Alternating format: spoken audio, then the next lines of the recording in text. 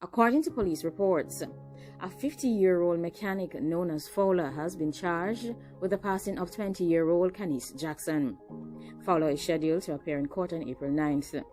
According to the Deputy Commissioner of Police, Khanice's bank card and handbag were recovered from the man's Portmore address. Jackson lost her life between 7 a.m. and 9 a.m. last week Wednesday. It was the same day that she went missing. It was also mentioned that Fowler picked up Jackson, took her to his house under false pretense. He mentioned to her that he had forgotten a tool that was required for his job. Fowler, who is employed to Motoring World, is reported to have had a disagreement with Miss Jackson at his house, where he later took her life. Additionally, it was mentioned that Fowler left Jackson at his house, went to work, and later returned to get rid of Jackson. It was also reported that he took Jackson to a location in an effort to leave her there, but chose to leave that location and instead made a decision to leave her in an open lot near the Portmore fishing village. After the examinations, it is also expected that other charges may be laid against Fowler. It is also said that Fowler took the police to a location in Crossroads, St. Andrew, where he claimed to have left Jackson's clothes.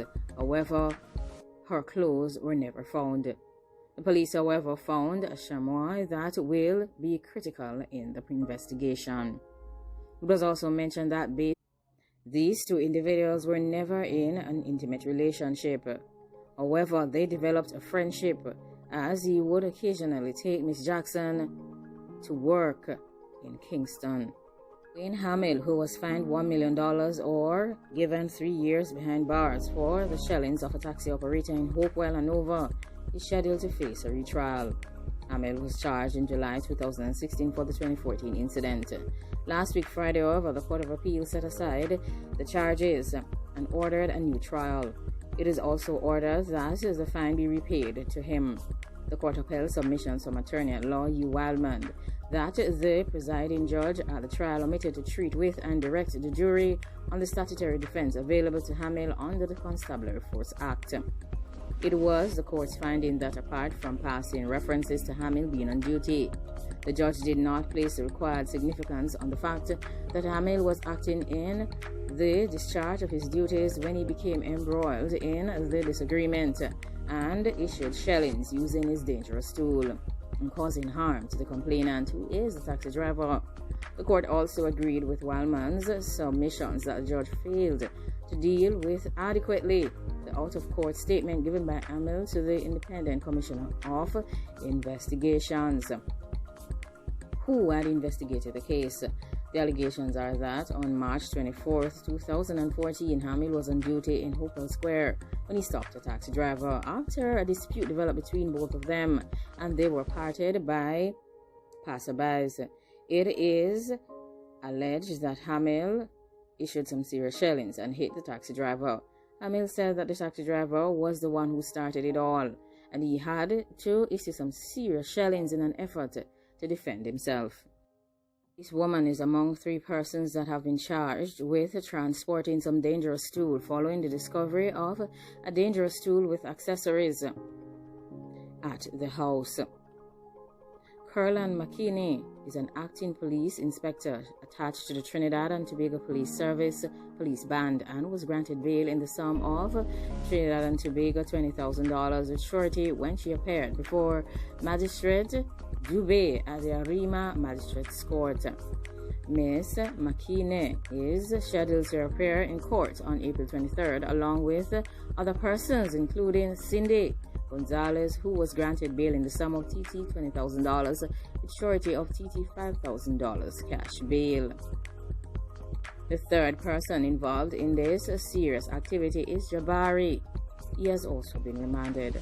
All 3 persons live at a residence in Arima, where the police allegedly found a Bulgarian Makarov .38 dangerous tool fitted with accessories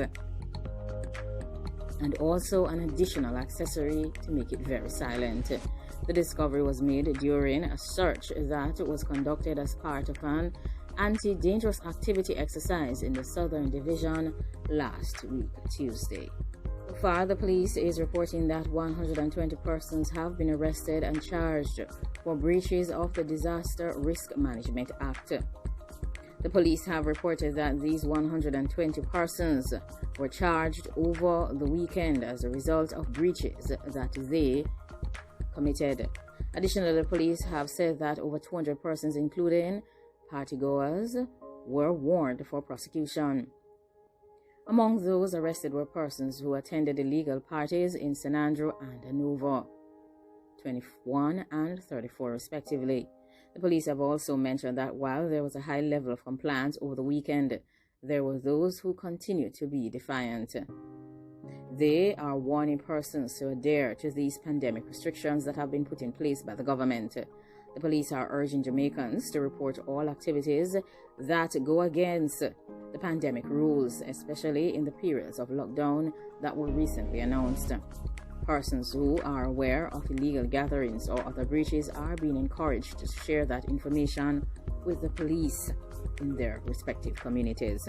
Like, comment, share, and subscribe. Let me know what you think about all of the matters that have been discussed. What are your opinions on the swift charge that has been attached to the 50-year-old man who is accused of taking the life of Khanice Jackson? Of course, what are your opinions on all of the other matters that we have shared? What about the police officer in Trinidad and Tobago that has been charged with the possession of a dangerous tool? Of course, all of the persons who continue to breach the Disaster Risk Management Act, they have been arrested. It is very important for you to follow all the necessary protocols that have been put in place by the government. It is not just for your safety, nor for that of your family, but it is for the safety of the entire nation. Thanks for watching, and goodbye. Be safe.